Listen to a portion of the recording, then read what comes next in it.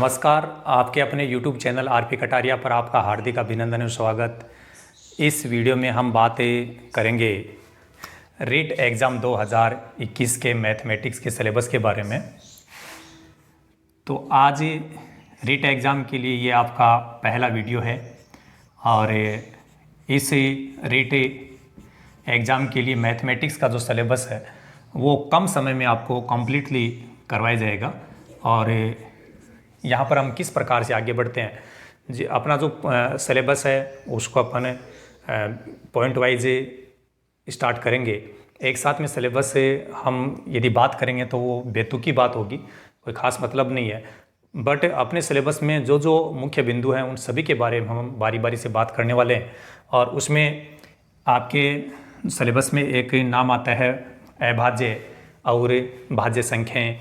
तो उनके बात करने से पहले अपन कुछ महत्वपूर्ण जो बेसिक कंसेप्ट है उसके बारे में भी जानेंगे। और वो क्या है, देखिए कि सबसे पहले अपन बात करेंगे संख्या पद्धति। संख्या पद्धति, तो संख्या पद्धति जो है उसको इंग्लिश में बोला जाता है नंबर सिस्टम। नंबर सिस्टम, ठीक है। अब संख्या पद्धति क्या है इसके बारे में हम बात नहीं करेंगे क्योंकि कॉम्पिटिटिव एग्जाम में इस प्रकार की बातें नहीं पूछी जाती है। तो बिना वक्त गंवाए हम आगे बढ़ते हैं। संख्या पद्धति में मुख्य रूप से वास्तविक संख्या की चर्चा की जाती है। वास्तविक संख्याएं, और वास्तविक संख्याएं जो हैं उनको इंग्लिश में कहा जाएगा रियल नंबर्स। क्या कहा जाएगा? Real numbers. कुछ जो विद्यार्थी हैं वो सोच रहे होंगे कि या जो रीट के एग्ज़ाम की तैयारी करने वाले कि सर यहाँ पर इंग्लिश वर्ड की क्यों बात कर रहे हैं, हम तो हिंदी में काम चला लेंगे। लेकिन कई बार इनकी भी अपने को आवश्यकता पड़ेगी, तो जान लेते हैं अपन साथ साथ में। रियल नंबर्स बोलेंगे और इनका जो शॉर्ट में संकेत है वास्तविक संख्याओं का, तो मैथमेटिक्स में इसको एक संकेत दिया गया है शॉर्ट में, वो है आर। याद किस प्रकार से रखेंगे आपको याद आ जाएगा कि वास्तविक संख्या को हम क्या बोलते हैं? Real numbers. तो उसका जो पहला लेटर है इंग्लिश वर्ड का वो कौन है? आर। इसलिए इसका संकेत आर है और ये अपने को याद हो जाएगा। अब वास्तविक संख्याएं जो है उसके भी दो पार्ट होंगे। पहला जो पार्ट है वो होगा आपका परिमेय संख्याएं। परिमेय संख्याएं, परिमेय संख्याएं जो है इसको इंग्लिश में बोलेंगे रेशनल नंबर्स। Rational numbers. और 2 नंबर पे बात की जाएगी अपरिमेय संख्याएं। अपरिमेय संख्याएं। अब अपरिमेय को इंग्लिश में क्या बोलेंगे आप यहाँ से समझने का प्रयास करेंगे। देखिए परिमेय जो वर्ड लिखा हुआ है, शब्द लिखा हुआ है, यहाँ पर अपरिमेय लिखा हुआ, तो एक दूसरे के विलोम हो गए, अपोजिट है। तो परिमेय को रेशनल बोल रहे हैं हम, तो अपरिमेय को क्या कहेंगे? पहले आप रेशनल लिख दीजिए। रेशनल, RATIONAL, ये हो गया रेशनल। तो रेशनल तो केवल परिमेय के लिए कहा जाता है, इसका अपोजिट बनाना है हमें अपरिमेय, तो इसके लिए हमें यहाँ पहले ऐड क्या करना है? IR। अब इस IR को इस रेशनल के साथ में बोलेंगे, जिसको बोलेंगे इरेशनल। क्या कहा जाएगा? इरेशनल। तो इरेशनल नंबर्स कहा जाएगा इनको। तो ये हो गया इरेशनल नंबर्स, ठीक है। अब देखिए परिमेय और अपरिमेय के लिए जो संकेत की यदि हम बात करें तो यहाँ पर इसका संकेत है वो इसके अकॉर्डिंग, तो हमने जैसे यहाँ आर था तो हमने आर लिया था, तो आप सोच रहे हो कि इसका भी आर होगा, तो इसका आर नहीं हो सकता, संभव नहीं है। और ऐसा क्यों नहीं हो सकता उसकी बात हम करने वाले हैं। लेकिन इसका अलग से संकेत क्या होगा वो आपको याद रखना है। इसके लिए संकेत है, इसका स्पेशल संकेत बनाया गया है क्यू। क्या है? Capital Q. और अपरिमेय संख्याओं के लिए संकेत क्या होगा? T, capital T. और जब आपको ये दोनों याद नहीं रहे तो देखो क्या होता है कि कोई भी व्यक्ति एक कॉमन शब्द है जिसमें महिला और पुरुष दोनों शामिल होते हैं। यदि वो एक यौवन अवस्था में है तो उस अवस्था में, या प्रौढ़ अवस्था में है, उस अवस्था में क्या बोलते हैं कि यदि मतलब कोई सुंदर है तो जेंट्स के लिए हम क्या यूज़ लेते हैं कि काफ़ी हैंडसम है। और यदि वो महिला है या कोई लड़की है तो उसके लिए हम बोलते हैं कि हाय कितनी ब्यूटीफुल है। होता है कि नहीं होता ऐसा? लेकिन जो अपना एक छोटा बेबी होता है, छोटा बच्चा होता है, उसके लिए हम ब्यूटीफुल या हैंडसम वर्ड यूज़ नहीं लेते हैं। उसके लिए एक छोटा सा वर्ड काम में लिया जाता है, क्यूट। क्या काम में लिया जाता है? क्यूट। ठीक है, तो ये क्यूट आप याद रखेंगे। और क्यूट कि परिमेय और अपरिमेय की बात आ रही है तो अपन याद करेंगे क्यूट। और क्यूट क्या होता है भाई? क्यू के लिए तो अपन ऐसे लिखेंगे क्यू, और ये जो ट है, ट अंग्रेजी के किस लेटर से बनेगा? टी से। और अब आपको याद रह जाएगा कि ये तो किसके लिए संकेत हो गया? परिमेय संख्याओं के लिए। और ये टी किसके लिए संकेत हो गया? अपरिमेय के लिए। तो आपको केवल इतना याद रखना है कि छोटा जो बेबी होता है उसके लिए हम क्या यूज़ लेते हैं? क्यूट। तो क्यूट जो वर्ड है उसे क्यूट वर्ड को आप देखेंगे तो यहाँ क्यू के लिए अपन क्या लिखेंगे? केवल क्यू लिखेंगे। और ट जो अंग्रेजी के किस लेटर से बनता है? टी से, इसलिए इसको हम बोलेंगे क्यू टी। तो क्यू तो हो जाएगा परिमेय संख्याओं के लिए और टी हो जाएगा अपरिमेय संख्याओं के लिए। अब जो आपकी परिमेय संख्याएं हैं इनके भी 3 पार्ट हो जाएंगे। परिमेय संख्याओं के भी कितने पार्ट हो जाएंगे? 3 पार्ट। नंबर 1, प्राकृत संख्या। प्राकृत संख्याएं, प्राकृत संख्याओं को इंग्लिश में हम बोलेंगे नेचुरल नंबर्स। ठीक है, नेचुरल नंबर्स हो गया। अब इसके संकेत की यदि हम बात करें तो देखो इसका पहला लेटर जैसे एन है तो यहीं से हमें याद रखना है कि प्राकृत संख्याओं का संकेत क्या होगा? N, capital N. जितने भी ये संकेत हैं वो सब कैपिटल में होंगे। अब प्राकृत संख्याएं होती कौन कौन सी है?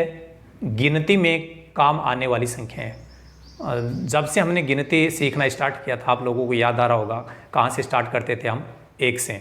तो गिनती में काम आने वाली जो संख्याएं हैं, गिनती में काम आने वाली संख्याएं, काम आने वाली संख्याएं। और आप जानते ही हैं गिनती में काम आने वाली संख्याएं कौन कौन सी होती हैं? 1, 2, 3, 4, इस प्रकार से dot dot dot and so on, अनंत तक गिनती होती है। तो आप सीधा ऐसे समझ लीजिए कि प्रकृति में सबसे पहले गिनती सीखने के लिए हमें कहाँ से स्टार्ट करना पड़ा? तो हम स्टार्ट कहाँ से करते थे? 1 से। तो 1, 2, 3, 4, 5 ये आपकी हो गई प्राकृत संख्याएं। तो एक बार प्राकृत के बारे में आप जान चुके हैं। और इसके आगे हम बात करते हैं 2 नंबर पे पूर्ण संख्याएं। पूर्ण संख्याएं, पूर्ण को इंग्लिश में यहाँ बोला जाएगा होल नंबर्स। क्या कहा जाएगा? Whole numbers. अब इसके लेटर की बात करें तो पहला लेटर इसमें जैसे W आ रहा है तो पूर्ण संख्याओं के लिए संकेत क्या हो जाएगा? W। अब पूर्ण संख्याओं की परिभाषा की यदि बात करें तो बड़ी सिंपल बात है कि इसमें एक तो 0 आएगा और प्लस में प्राकृत संख्या। अब इतना ही याद रखना है केवल, 0 प्लस प्राकृत संख्या, क्योंकि हम प्राकृत संख्या के बारे में यहाँ जान चुके हैं कि प्राकृत संख्याएं कौन सी होती है? गिनती में काम आने वाली संख्याएं। ठीक है ना? तो गिनती में काम आने वाली संख्याएं हो गई हमारे पास में 1, 2, 3, 4, 5 ये। यदि इसमें 0 शामिल कर दिया जाए तो वो संख्या क्या हो जाएंगी?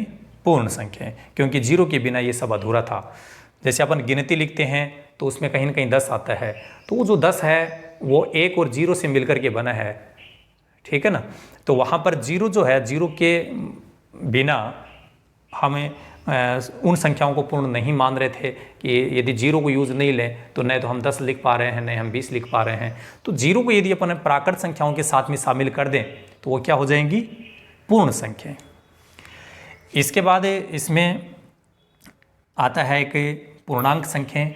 तो पूर्णांक जो है उनके बारे में बात करने से पहले मैं आपको बता दूं कि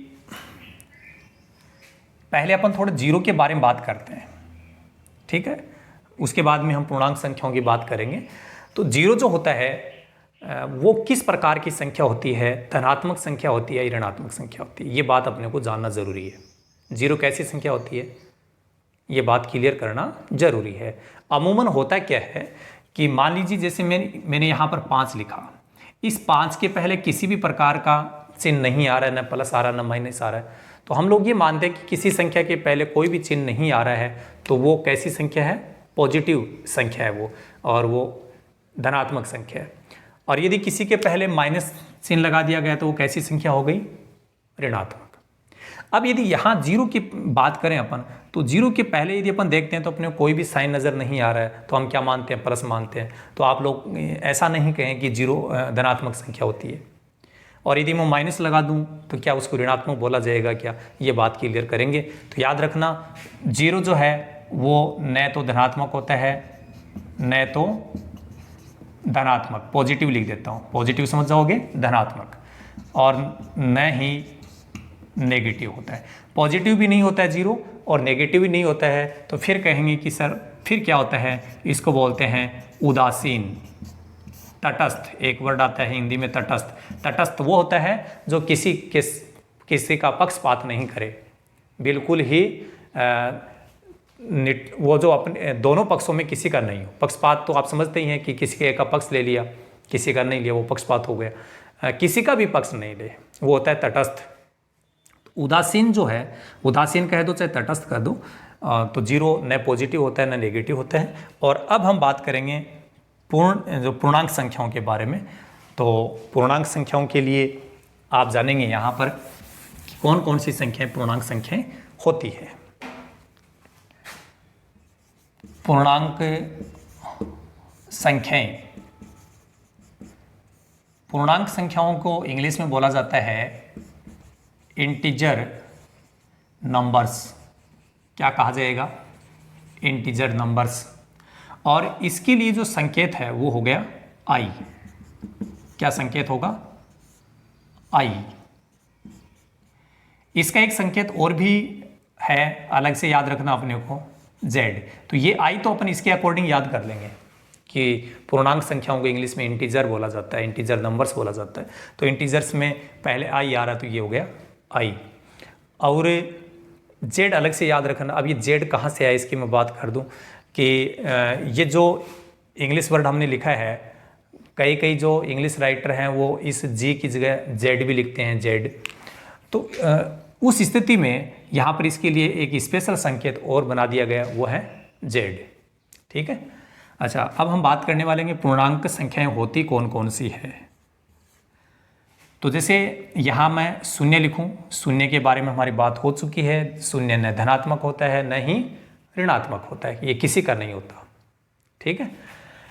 इसके जब दाईं तरफ चलेंगे, दाईं तरफ तो जानते हैं ये अपना बायां भाग है, ये अपना दायां भाग है। तो अपना जो दायां हाथ है उस तरफ अपन संख्याएं बढ़ेंगे तो ये संख्याएं प्लस की संख्याएं होंगी अनंत तक, ये इन्फिनिटी बोलते हैं इसको, अनंत। और इधर जब हम चलेंगे तो ये संख्याएं होंगी बाईं तरफ है माइनस की संख्याएं, और ये संख्याएं भी कहाँ तक चलेंगी, माइनस इन्फिनिटी तक, इसको इन्फिनिटी बोलते हैं। जो आपका 8 होता है और ये जो 8 होता है इसको इस प्रकार लिखते हैं, और इसको जैसे ही धक्का मुक्की लगा करके इसको यदि लिटा दिया जाए और इस प्रकार से जब 8 आराम करने लग जाए तो उस स्थिति में इसको 8 नहीं बोलेंगे, इसको क्या बोलेंगे, अनंत, इन्फिनिटी। क्या कहेंगे, अनंत या इन्फिनिटी। ठीक है। अब ये हमारे मोटे तौर पे बात हो गई। एक बार मैं इसको रिपीट कर देता हूँ, 5 मिनट में ये सब चीज़ें आपको याद हो जाएंगी। आप इसको ऐसे समझिए कि ये पूरा एक परिवार है, किनका, संख्याओं का। हम बात कर रहे थे संख्या पद्धति के बारे में। तो ये संख्याओं का एक परिवार है और उस पूरे फैमिली का जो ये हेड है, ठीक है, हेड कौन है? वास्तविक संख्या, ये आपके परिवार का मुखिया है। संख्याओं की जब हम बात करते हैं तो इस परिवार के मुखिया का नाम है वास्तविक संख्याएं, जिसको इंग्लिश में क्या बोलते हैं? Real numbers. पहला लेटर इसमें कौन आ रहा है? आर। तो इसके अनुसार इसका संकेत क्या होगा? आर।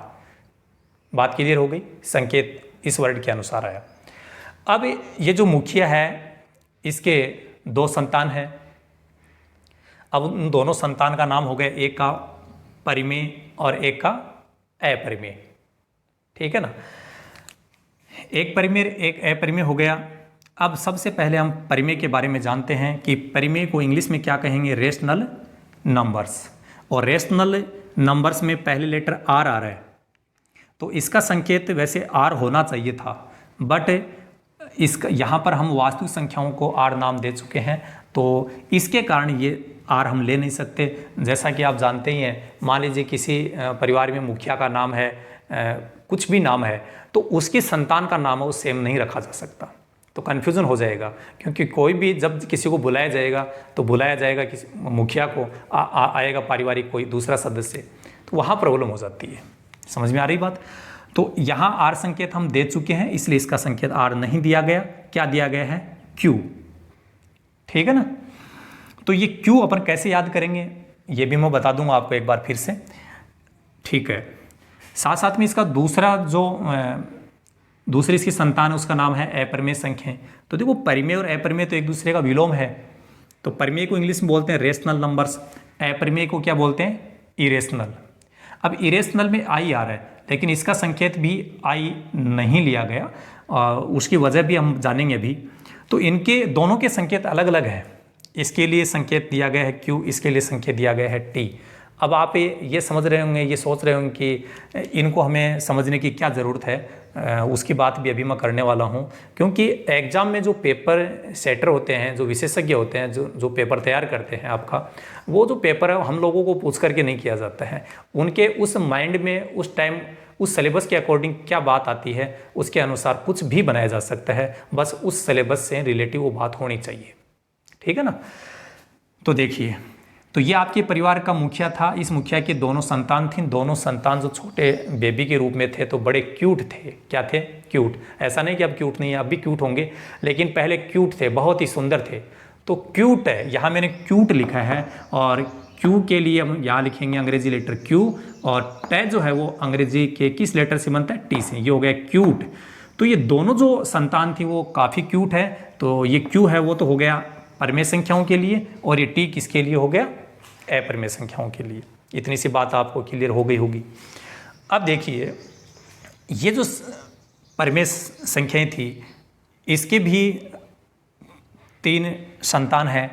परिमेय संख्याओं के भी प्राकृत संख्या, पूर्ण संख्या और पूर्णांक। तो सबसे पहले हम बात करते हैं प्राकृत। तो देखो, प्रकृति को हम क्या बोलते हैं? नेचर बोलते हैं। उसी वर्ड से बना है ये प्राकृत। प्राकृत किससे बना है? प्रकृति से। प्रकृति को इंग्लिश में क्या बोला जाता है? नेचर। तो यहां पर प्राकृत जो है उसको इंग्लिश में कहा जाएगा नेचुरल। नेचुरल संख्याएं हैं वो है नंबर्स। तो उसका पहला लेटर क्या आ रहा है? एन आ रहा है। तो इसके अकॉर्डिंग इसका संकेत क्या हो जाएगा? एन। 2 बातें क्लियर हो गई। अंग्रेजी वर्ड क्या है? अंग्रेजी वर्ड में पहला लेटर कौन है? वो इसका संकेत। इसके अलावा तीसरी बात यह है कि भाई प्राकृत संख्याएं होती कौन कौन सी है, ये जानना जरूरी है। तो प्रकृति में सबसे पहले हम लोगों ने क्या जाना? जब हम आगे बढ़े तो हमने गिनती के बारे में जानना शुरू किया। और गिनती कहाँ से शुरू होती है? 1 से। तभी मैंने लिखा है गिनती में काम आने वाली संख्याएं क्या होती हैं? प्राकृत संख्याएं। और गिनती में कहाँ से स्टार्ट होता है? 1 से। 1 2 3 4 5 इस प्रकार से, ठीक है ना। तो ये प्राकृत की बात हो गई। इसके बाद में पूर्ण संख्याएं। तो पूर्ण को इंग्लिश में बोला जाता है होल नंबर्स। क्या कहा जाता है? Whole numbers. तो होल नंबर्स जो है उसमें पहला लेटर कौन आ रहा है? डब्ल्यू आ रहा है। तो इसका संकेत क्या हो जाएगा? डब्ल्यू। 2 बातें क्लियर हो गई। अंग्रेजी वर्ड क्या होगा और उसका संकेत क्या होगा? डब्ल्यू। 2 बातें क्लियर हो गई। तीसरी बात क्या है कि पूर्ण संख्याएं होती कौन सी है? तो जो आपने प्राकृत के बारे में आप जान चुके हैं, यह है प्राकृत। गिनती में जो संख्याएं काम आ रही थी। तो प्राकृत संख्याओं के पहले यदि जीरो को शामिल कर दिया जाए, प्राकृत संख्याओं के साथ में यदि जीरो को शामिल कर दिया जाता है तो उन सभी संख्याओं को हम क्या बोलेंगे? पूर्ण संख्याएं, क्योंकि जीरो के बिना सब अधूरा था, ठीक है ना। और जीरो के शामिल करते ही वो क्या हो गया? पूरा हो गया, पूर्ण हो गया, इसलिए वो हो गया पूर्ण संख्याएं। तो ऐसे याद कर सकते हो, जीरो के बिना अधूरा है, जीरो जैसे ही प्राकृत संख्याओं में शामिल हो गया तो वो संख्याएं पूरी हो गई, पूरी का मतलब पूर्ण हो गई, इसलिए उसका नाम पूर्ण संख्या है। नंबर 3 पे इसका जो तीसरा संतान थी पूर्णांक संख्याएं। पूर्णांक को जानने से पहले मैंने आपको बताया था जीरो के बारे में जानना जरूरी है, क्योंकि अभी तक काफ़ी लोगों को भ्रम है कि जीरो पॉजिटिव है या नेगेटिव है। तो हमें ये बात क्लियर करनी है कि जीरो न तो पॉजिटिव है न नेगेटिव है, ये क्या है? तटस्थ है, उदासीन है, ये किसी का भी नहीं है, न पॉजिटिव का है न नेगेटिव का है। तो ये याद रखना अपने को, ठीक है ना। चलिए, तो पूर्णांक संख्याओं को इंग्लिश में बोला है इंटीजर नंबर्स। अब इंटीजर्स नंबर्स बोल दिया तो इसका पहले लेटर आई आ रहा, तो इसका संकेत इसके अकॉर्डिंग आई याद रखेंगे आप, ठीक है। और इसका एक संकेत जेड दिया गया। जेड क्यों दिया गया है? कुछ इंग्लिश राइटर हैं वो इस जी की जगह जेड काम में लेते हैं जब ये इंटीजर वर्ड लिखते हैं तब, उस वजह से इसका एक संकेत जेड भी है। तो आई बोले चाहे जेड बोले, ये क्या है? पूर्णांक संख्याएं। अब पूर्णांक संख्याएं होती कौन कौन सी है? मिडल में तो जीरो आएगा, तो जीरो के बारे में आप जान चुके हैं, न पॉजिटिव है न नेगेटिव है। और आगे हम बढ़ेंगे, दाईं तरफ संख्याएं पॉजिटिव होंगी, धनात्मक संख्याएं होंगी, 1 2 3 4 5 dot dot and so on अनंत तक। 8 जो है ये 8 होता है, लेकिन 8 को जब लिटा दिया जाता है, जब वो रेस्ट कर रहा होता है, तब उस स्थिति में उसका नाम क्या होता है? अनंत, इन्फिनिटी, ठीक है ना। कोई ये ना बोले कि ये 8 है, हाँ इधर से अब भी 8 ही है, ये 8 नहीं है, अब ये 8 ऐसे है जब ये सतर्क था, जब ये एक्टिव था, लेकिन सोने के बाद में इसका नाम 8 नहीं है, ये क्या है? इन्फिनिटी, ठीक है। तो ये हो गई अपनी संख्याओं की बात। अब बात करें अपन अपरिमेय के बारे में, तो अपरिमेय का संकेत की बात हो गई थी, अंग्रेजी वर्ड उसकी बात हो गई थी, लेकिन इसकी संतान ही नहीं हुई। अब संतान क्यों नहीं हुई, इसका वजह आप जान सकते हो कि हो सकता है किसी कारणवश पिता ने शादी ही नहीं की बेचारे की। अब बिना शादी तो संतान कहाँ से होगी, ये तो आप जानते ही हैं। तो इसका कोई भी पार्ट नहीं है, अपरिमेय संख्याओं का कोई पार्ट नहीं है, ठीक है ना। अब देखो मैं बात करूं, अब देखिए जितनी भी प्राकृत संख्याएं होती हैं वो परिमेय में शामिल होती है, क्योंकि परिमेय का ही तो पार्ट है। और जितने भी पूर्ण संख्याएं हैं वो भी परिमेय में मिलेंगी, जितनी भी पूर्णांक संख्याएं हैं वो भी परिमेय में मिलेंगी, ठीक है ना। तो ये बातें अपने को थोड़ी सी ध्यान रखने की बातें हैं। अब इसके बाद में हम बात करने वाले हैं सम और विषम के बारे में। सम विषम के बारे में अमूमन लगभग लोगों को जानकारी है। तो सम विषम क्या होता है, ये भी बात एक बार हम कर लेते हैं। सम संख्याएं,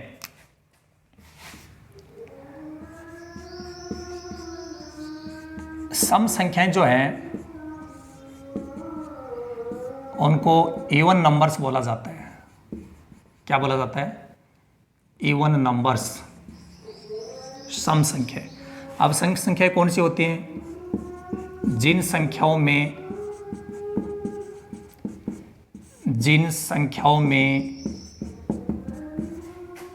2 का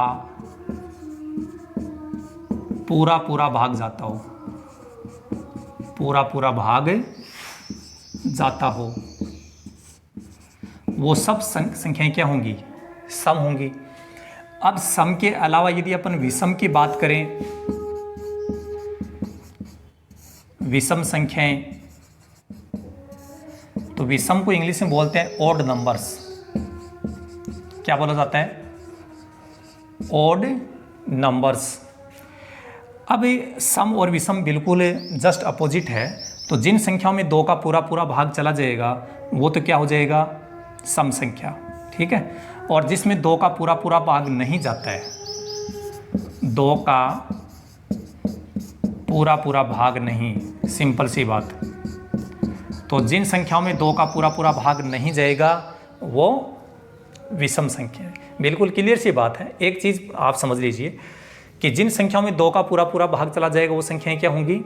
सम संख्याएं। उनके अलावा जो भी बच गई वो सब क्या है? विषम है, ठीक है ना। तो ये हुआ सम और विषम। अच्छा, ये बात भी जानना जरूरी है कि 2 का भाग जाएगा या नहीं जाएगा, इसका पता हमें कैसे चले? तो किसी भी संख्या में यदि इकाई का अंक इकाई का अंक 0, 2, 4, 6 या 8, इनमें से कोई भी अंक आ रहा है इकाई के अंक के स्थान पर, तो उसमें 2 का पूरा पूरा भाग जाएगा। तो हमने 2 बातें जान ली। सम विषम क्या होता है, फिर सम विषम आप समझ गए कि 2 का पूरा पूरा भाग जाता है वो सम, और जो सम नहीं है वो क्या है, विषम। 2 का भाग कौन सी स्थिति में जाएगा। अब मैं कहूँ कि क्या 4 में 2 का भाग जाएगा क्या, तो आप बोलेंगे बिल्कुल जाएगा, क्योंकि ये छोटी संख्या, इसके बारे में अपन बचपन से सीखते हैं। लेकिन जब बड़ी बड़ी क्वांटिटी आ जाती है, वहाँ पर 2 का भाग जाएगा या नहीं जाएगा, उसकी जानकारी हमें कैसे मिले। तो उसके लिए एक संकेत है कि जो आपका इकाई का अंक है, वो इकाई का अंक क्या होना चाहिए, 0, 2, 4, 6 या 8। यदि ऐसा है तो उसमें 2 का भाग है वो 101% जाएगा, इसमें कोई डाउट नहीं है। ठीक, तो ये सम विषम की बात हो गई।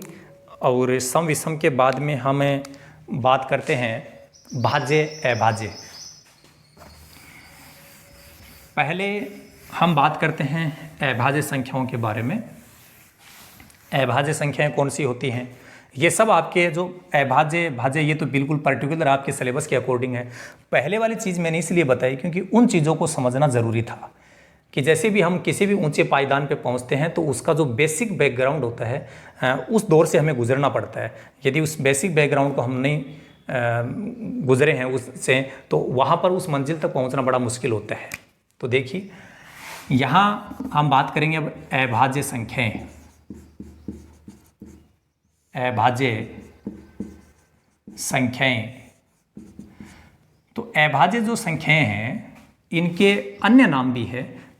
ये आपको विशेष ध्यान रखना है कि जो भी आपके एग्जाम है, जरूरी नहीं है कि वहाँ पर अभाज्य नाम आई, वहाँ पर नया नाम आ जाएगा रूढ़ संख्याएं। अब ये जैसे ही ये नाम आपको मिलता है तो हम तो कंफ्यूज हो गए कि भाई ये क्या नई कौन सी संख्या आ गई। अब यदि आपको ये पता है कि अभाज्य का ही दूसरा नाम है, तो आप तो अभाज्य के बारे में तो जान चुके होंगे, आपका काम हो चुका होगा। ठीक है ना। रूट जो है उसमें असंयुक्त संख्या भी बोला जाता है इनको, असंयुक्त संख्याएं। तो अभाज्य के ये 2 अन्य नाम हो गए। क्या क्या हो गया, रूढ़ संख्याएं और असंयुक्त संख्याएं। तो इस प्रकार से ये अभाज्य संख्याओं के अन्य 2 नाम हैं, ये भी आपको साथ साथ में ध्यान रखने हैं। ठीक है। अब हम बात जान लेते हैं कि अभाज्य संख्याएं होती कौन कौन सी है। इसकी परिभाषा बताने से पहले एक बात बता दूं, जितनी भी संख्याएं हैं उन सभी संख्याओं में 1 का भाग जाता है। किसका भाग जाता है, 1 का। 1 का भाग सभी संख्याओं में जाता है। तो ये बात अपने को पहले ही क्लियर कर लेनी है। ठीक है। तो ये इसकी परिभाषा है कि वे संख्याएं जिनमें केवल 1 और स्वयं का मतलब खुद का ही, स्वयं का ही भाग जाता हो। बिल्कुल सिंपल सी बात है कि जिन संख्याओं में 1 का भाग, अब 1 की बात मत करना आप इसके बाद में, हालांकि परिभाषा में ये बात आती है, डेफिनेशन में ये बात आएगी। 1 का भाग तो मैं बता चुका हूँ, 1 का भाग तो सभी में जाएगा ही, ये तो बात कॉमन बात हो गई। तो ये तो कोई मेन इश्यू है ही नहीं। इसके अलावा मैंने लिखा है स्वयं का ही भाग जाता हूँ, खुद का ही भाग जाता हूँ।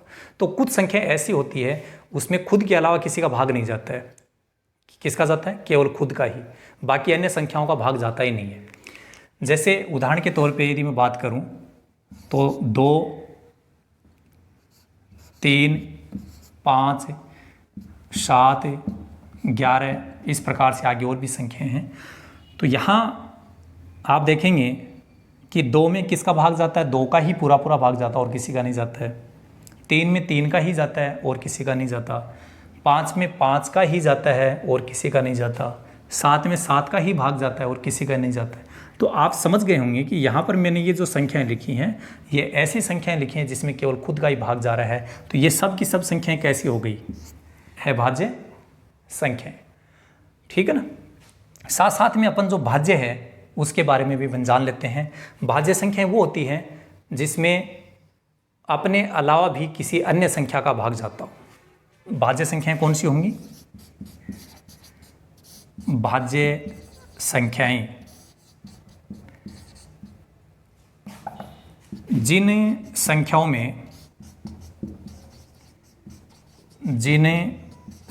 में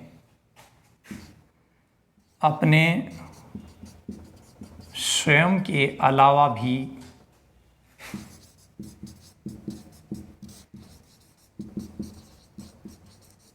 किसी संख्या का भाग जाता हो। ठीक है, यहां पर मैंने बताया कि खुद का ही भाग जाएगा, अभाज्य वो होती है।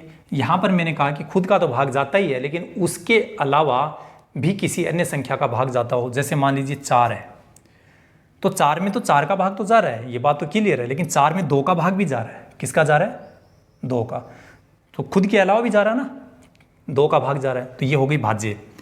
यदि मैं 6 की बात करूं तो 6 में किसका भाग जा रहा है? इस 6 के अलावा 2 का जा रहा है, 3 का जा रहा है, पूरा पूरा भाग है। तो यदि खुद के अलावा एक या एक से अधिक संख्याओं का भाग जाता है तो वो संख्या होती है भाज्य। यदि अपन 8 की बात करें तो देखो 8 में 2 का भाग भी जाता है, 4 का भाग भी जाता है, तो अपने अलावा किसी अन्य संख्या का भाग जा रहा है तो ये भी भाज्य हो गई। 9 के बारे में बात करें तो 9 में किसका भाग जा रहा है? 9 के अलावा 3 का जा रहा है, तो ये भाज्य हो गई। तो यहाँ तो कहा कि खुद का ही भाग जाता हो वो अभाज्य, और जिसमें खुद के अलावा किसी अन्य संख्या का भाग जाता है वो है भाज्य। बात क्लियर हो गई होगी। ठीक है, ये बातें अपने को जानना ज़रूरी था, बहुत इंपॉर्टेंट बात है ये कि अभाज्य और भाज्य संख्याएं कौन कौन सी होती है। बिल्कुल सीधी सीधी बात समझ लीजिए, जिसमें खुद का ही भाग जाता है, खुद का ही, वही क्या है? अभाज्य। अब अभाज्य याद हो गया तो उसका अपोजिट है, जिसमें खुद के अलावा भी भाग जाता हो वो हो गया भाज्य। ये 2 चीज़ें जानना ज़रूरी है। ठीक है, यहाँ आप देखेंगे, अब हम आगे और बात करने वाले हैं। इससे पहले एक छोटी सी इन्फॉर्मेशन बता दूँ मैं आपको कि इस YouTube के प्लेटफॉर्म पर बहुत सारे मैथमेटिक्स से रिलेटिव वीडियोज़ डाले गए हैं, काफ़ी बहुत सारे चैनल्स हैं। ये मैं कह सकता हूँ कि जो कई बार क्या होता है कि कुछ YouTube चैनल पर इस प्रकार का मैटर परोसा जाता है कि आपको 15-20 जो क्वेश्चंस हैं या 30 क्वेश्चंस हैं वो उनका सॉल्यूशन बता दिया जाता है और बहुत ही शॉर्ट ट्रिक से बताया जाता है। आप लोग क्या है, बड़े वाह वाह क्या बात है, कितना आसान काम है। लेकिन मैं ये कह सकता हूँ और ये कहता हूँ कि ऐसी स्थिति में यदि आप ये देखना चाहते हैं कि मैं एग्ज़ाम क्लियर कर पाऊँगा तो ये समझ लीजिए कि ये एक बेतुकी की बात होगी।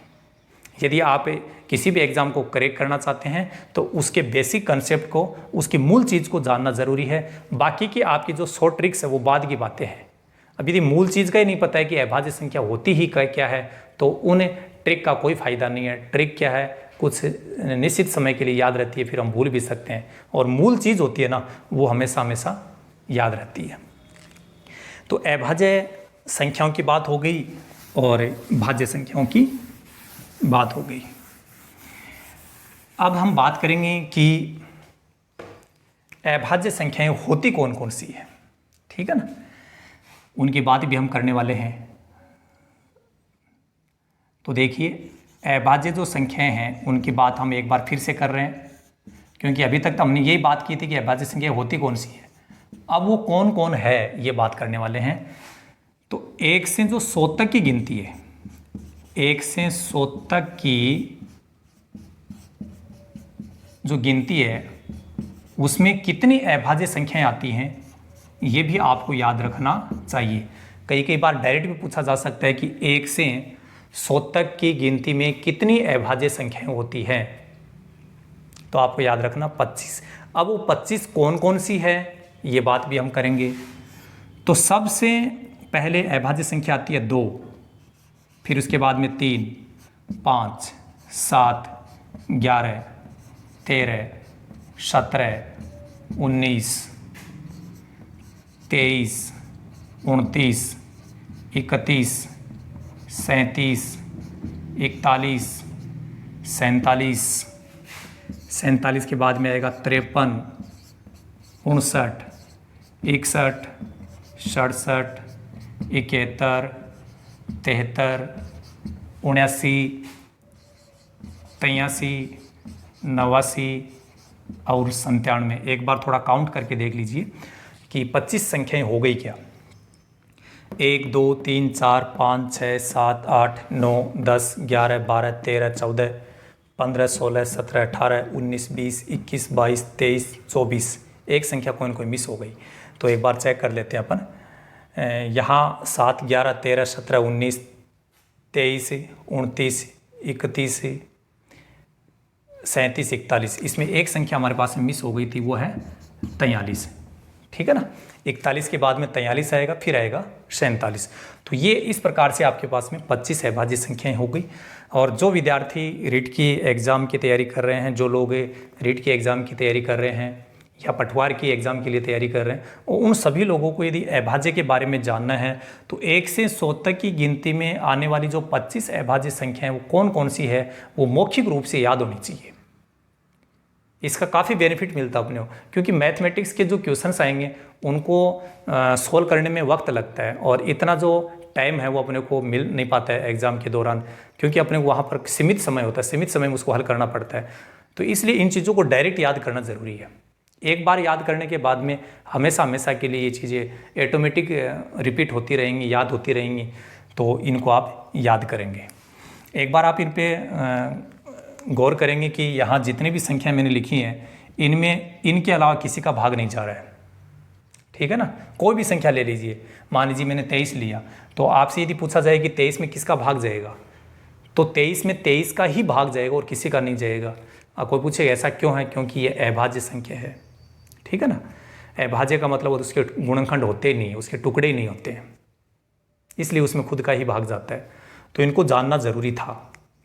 तो 1 से 100 तक की गिनती में 25 अभाज्य संख्याएं ये हो गई। यहाँ पर एक बात देख लीजिए, सबसे पहले अभाज्य संख्या कौन सी आई, 2, तो ये हो गई सबसे छोटी अभाज्य संख्या। ये भी अपने आप में क्वेश्चन आपको डायरेक्ट मिल सकता है। सबसे छोटी अभाज्य संख्या, सबसे छोटी अभाज्य संख्या कौन सी हो गई, 2। ये 2 सबसे छोटी अभाज्य संख्या हो गई। अब आप कहेंगे कि सबसे बड़ी अभाज्य संख्या 97 मत बोलना। 97 तो कब तक है, जब हम 1 से 100 तक की गिनती की बात कर रहे हैं, लेकिन आगे और भी तो संख्याएं हो सकती हैं जो अभाज्य हो। तो सबसे बड़ी अभाज्य संख्या है, उसका निर्धारण नहीं है, कि हम नहीं बता पाएंगे, कि आप भी नहीं बता पाएंगे, क्योंकि ये गिनती जो होती है उसका ही अंत नहीं, वही अनंत तक होती है। तो उनमें कोई भी संख्या है वह अभाज्य हो सकती है। ठीक है, आगे बात करूं, अब भाज्य की बात करूं तो इनके अलावा जैसे इसमें बच गया 2 के बाद में 3 आ रहा है, 4 बचा हुआ है। ठीक है, 6 बचा हुआ है, 8 बचा हुआ है, 9 बचा हुआ है, 10 है, 12 है, इसके बाद में 14 है, 15 है, 16 है, आगे और भी संख्याएं हैं। इनके बीच में ऐसी संख्याएं जो हमने यहाँ नहीं लिखी हैं वो यहाँ लिख दी है, 4 6 8 9। तो ये सब की सब क्या हो गई, भाज्य। भाज्य क्यों है भाई, क्योंकि 4 में 4 के अलावा भी किसी न किसी संख्या का भाग जा रहा है। किसका भाग जा रहा है, 2 का। 6 में 2 का भाग भी जा रहा है, 3 का भाग भी जा रहा है, इसलिए है। 8 में 2 का भाग भी जा रहा है, 4 का भी जा रहा है, तो खुद के अलावा भी भाग जा रहा है। ये सब की सब क्या हो गई, भाज्य संख्या। तो सबसे छोटी भाज्य संख्या कौन सी है, सबसे छोटी भाज्य संख्या कौन सी हो गई, 4। अब आप सोच रहे होंगे कि यहाँ आपने 2 से स्टार्ट कर दिया, यहाँ 4 से स्टार्ट कर दिया, 2 के पहले 1 भी तो आता है भाई। यहाँ पर बीच में जो संख्याएं मिस हो गई थी, जो हमने यहाँ नहीं लिखी अभाज्य के ग्रुप में, वो हमने यहाँ लिख दी, और जो अभाज्य नहीं थी उनको हमने क्या बता दिया, भाज्य। लेकिन इसके पहले जो 1 है वो क्या है, बहुत इंपॉर्टेंट बात है। जब आप 1 की बात करते हैं तो याद रखना, जब सम विषम की बात होती है, किसकी, सम विषम, तब उस स्थिति में ये सम नहीं है, क्या है, विषम है। लेकिन जब आप भाज्य अभाज्य की बात करते हैं, भाज्य अभाज्य, तो याद रखना 1 जो है न तो भाज्य होता है न ही अभाज्य होता है। अब आप कहेंगे फिर क्या होता है, इसको बोलते हैं यूनिक संख्या। क्या बोलते हैं, यूनिक संख्या। तो एक को कभी भी भाज्य अभाज्य में काउंट मत करना। क्लियर हो गई होगी बात, ठीक है ना। अब कहेंगे कि ऐसा क्यों कर रहे हैं, क्योंकि हमने कहीं न कहीं लिखा था परिभाषा में कि एक का भाग तो हर किसी में जाता है, तो एक का भाग तो भाज्य में भी जाएगा और अभाज्य में भी जाएगा, जाएगा या नहीं जाएगा। प्रत्येक संख्या में एक का भाग जाता है, इसलिए इसको अपन भाज्य के ग्रुप में भी शामिल नहीं करेंगे और अभाज्य में भी शामिल नहीं करेंगे। इसका अपना अलग ही ग्रुप होगा और वो कौन है, यूनिक संख्या। ये बात आपको क्लियर करना जरूरी था। कई बार पूछा जाता है कि निम्न में से ऑब्जेक्टिव टाइप क्वेश्चन दे दिया जाता है कि निम्न में से यूनिक संख्या कौन सी है। अब यदि आपको ये नहीं पता है कि यूनिक है क्या, केवल उसमें संख्या है ही अपने आप में कौन, एक, तो इसका रिजल्ट हो गया। सबसे छोटी अभाज्य संख्या कौन है, 2। सबसे छोटी भाज्य संख्या कौन है, 4। अब आप कहेंगे सबसे बड़ी भाज्य संख्या कौन है, नहीं पता। सबसे बड़ी अभाज्य संख्या कौन सी है, नहीं पता। किसको, मेरे को नहीं, किसी को नहीं पता, क्योंकि संख्याओं का कोई अंत नहीं है, तो अंतिम सीमा अपन निर्धारित नहीं कर पाएंगे। ठीक है, तो ये बात आपने यहाँ पर क्लियर की और आगे हम बढ़ते हैं कुछ और बेसिक जानकारी लेकर के। लगातार हम भाज्य अभाज्य की बात कर रहे हैं। अब एक छोटी सी एक व्यवस्था मैं आपको और बता देता हूँ कि हमने अभी अभी जाना कि 1 से 100 तक की गिनती में 25 अभाज्य संख्याएं होती हैं। कौन कौन सी होती हैं वो भी बात हम कर चुके हैं जस्ट अभी। लेकिन कई बार ये पूछ लिया जाए कि 1 से जो 25 तक गिनती है, 1 से 25 तक, उस गिनती में कितनी अभाज्य संख्याएं आएंगी। गिनती में अभाज्य संख्याएं कितनी होंगी, और उनकी संख्या है 9। कितनी है, 9। अब यदि डायरेक्ट आपको याद है, बहुत अच्छी बात है, आपका काम फास्ट होगा। ठीक है, अब याद तो देखो करना पड़ेगा। याद करने का तरीका क्या है, कई बार स्टूडेंट्स बोलते हैं कि सर कोई ऐसा तरीका बताओ कि हम आसानी से याद कर पाए। मैंने कहा याद करने का कोई तरीका नहीं है, किसी चीज़ को याद करना एक तरीका है। ठीक है ना, याद करने का कोई तरीका नहीं है, याद करना अपने आप में एक तरीका है। तो इन चीज़ों को याद करना पड़ेगा। तो आपने 1 से और यदि याद नहीं है, जैसे हमने 1 से 100 तक गिनती में जाना था, 25 अभाज्य संख्या तो हम जान चुके हैं, तो 25 तक हम काउंट करके देख लेंगे। 2, 3, 5, 7 है, 7 के बाद में 11 आता है, 13 है, 17 है, 19 है, 23 आता है। इनको सबको जब आप काउंट करोगे तो कितना मिलेगा, 9। लेकिन वहाँ पर भी हमारा क्या हुआ, वक्त जाया हुआ, वक्त हमारा ख़राब हो गया, इतना वक्त होता नहीं है। तो आप डायरेक्ट याद करने की कोशिश करो इसको, और डायरेक्ट याद नहीं आएगा तो आपको बेसिक बातों में बता चुका हूँ, वहाँ से काउंट कर देना। ठीक है ना, 1 से 25 तक ही हो गया। यदि हमें 1 से 50 तक की जो गिनती है और उसमें पूछ लिया जाए कि भाई अभाज्य संख्याएं कितनी होंगी, तो वहाँ पर अभाज्य संख्याएं होंगी 15। कितनी होंगी, 15। और 1 से 75 तक की यदि संख्याएं आपको पूछ ली जाए तो वो संख्याएं होंगी कितनी, 21।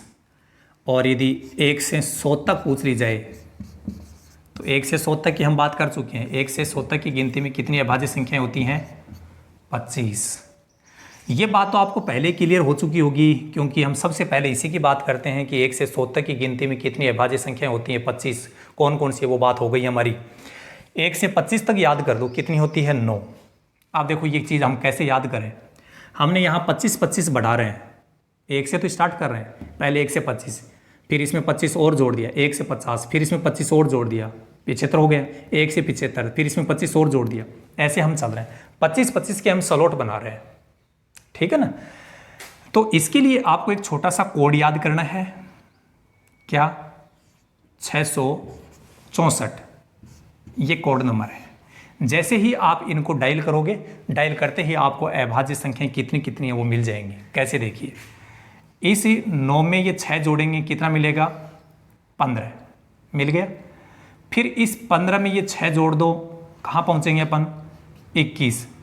फिर इस 21 में 4 जोड़ दो, कहाँ पहुँचेंगे अपन, 25 हो गया।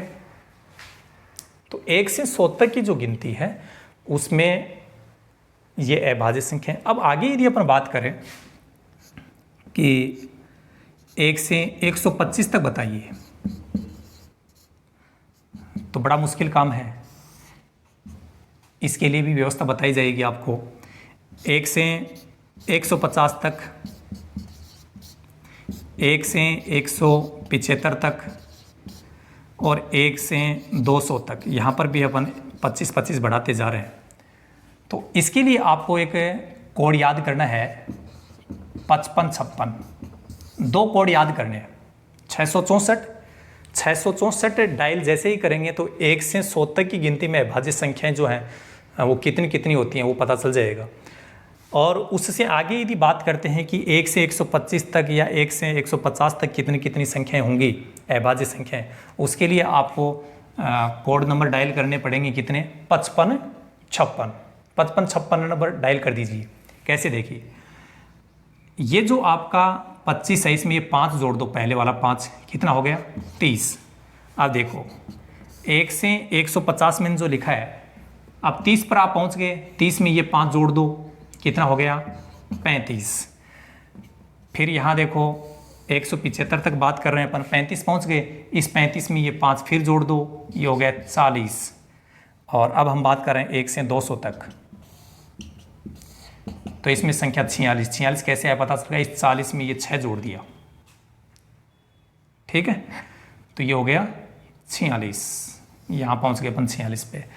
इस प्रकार से ये एक चार्ट हमने बनाया, इसको आप तैयार कर सकते हैं। 2 कोड याद रखने हैं, 1 से 100 तक के लिए 664 और यहाँ है 1 से 125 से लेकर फिर अपन 1 से 200 तक जा रहे हैं। तो ऐसे समझ लिए 1 से 200 के लिए यहाँ ये जो 4 हमने स्लॉट बनाए हैं इनके लिए आप कोड याद रखेंगे 55-56। पीछे जो संख्या आ चुकी है उसमें ये संख्याएं आगे आगे जोड़ते जाओ, आपको अगली अगली संख्याएं मिलती जाएंगी। अब यदि 2-4 बार आप इसको रिपीट कर देते हो अपने माइंड में 2-4 बार, तो ये चीज़ बिल्कुल क्लियर हो जाएगी और आपको याद हो जाएगी।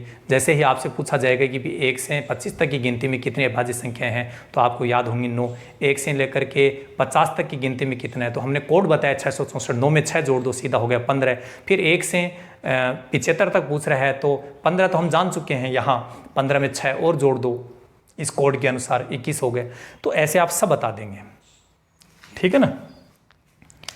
तो ये कुछ अभाज्य संख्याओं के बारे में बात हुई और आगे हम अभाज्य संख्याओं से संबंधित बहुत सारी बातें अभी और बची हुई है जो आपके रेट के लेवल से संबंधित है, उसकी बात भी हम करने वाले हैं।